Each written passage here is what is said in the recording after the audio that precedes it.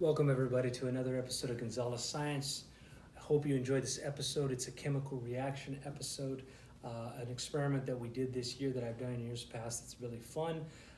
Again, if you have not subscribed to the channel, go ahead and do so and get the notifications so you know when I post videos. So I know the year is coming to an end in the next few weeks, but do look for some special summer content that I've got some ideas for coming forward. So today's experiment really deals with chemical reactions. So what I have here is I have baking soda, and then I have this damp rid, which is basically calcium chloride.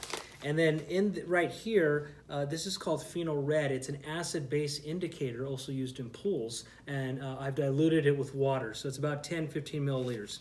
And then I've got this Ziploc bag. So what I'm gonna do is I'm gonna put these substances inside there. So the amount that you need to put in is 1 teaspoon of the calcium chloride inside the Ziploc bag. So again, I want you to see that we're gonna start out with our products, or excuse me, our reactants, and then that's going to give us the products, and it's going to give us something brand new. So the difference between a physical and chemical reaction is a chemical, you know it's a chemical when a new substance is formed. So I'm going to show you before I do the experiment what's inside the bag, and then I'm going to show you again, okay, is there a new substance? If so, it's a chemical reaction. So let's put in 1 teaspoon, not to be confused with tablespoons.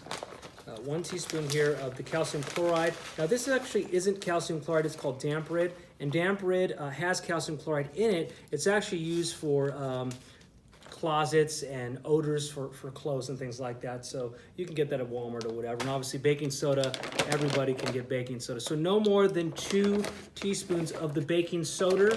So let's go ahead and let's put it right here. 1, 2, okay? And so you've got this nice baggie now with powder and all this stuff, and you are going to take this cup right here filled with the juice. It is not Kool-Aid, okay? It's not juice. It's not anything like that.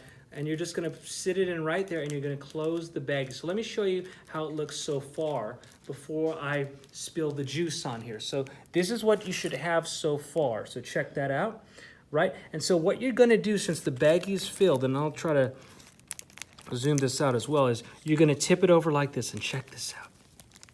Okay, and you're going to shake it up. You're going to shake it up real nice. Wow, look at that.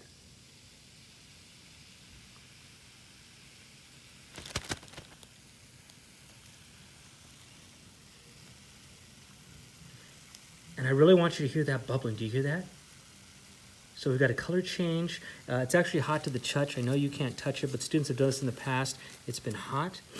You can see the bag is expanding. So look at that. There's a gas forming inside there. There's a color change. It almost looks like rotten cheese or some kind of cheese to me personally. And so it'll keep expanding, and there's a gas, and there's bubbling, and there's a color change. So again, as you look at this, is there a new substance? And the answer has to be yes.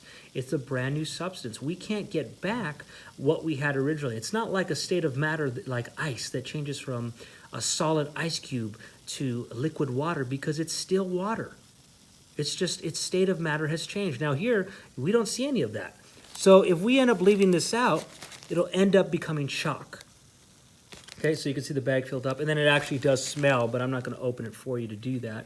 But people that have done it in the past have seen. Again, this is just a small chemical reaction experiment that I've done. It's a fun one. The students typically now have the ability to say, okay, you can put in the same amount, the teaspoons have to be the same, but you don't necessarily have to put in baking soda the next time. Just put in the calcium chloride and let's say the phenol red, and let's see what happens. And so they have to figure out, hey, why did the bag expand? Why did the color change? What makes it hot? And they'll have to put, well, when you have these two things together, it makes the gas. So obviously there's that carbon dioxide product in there as well.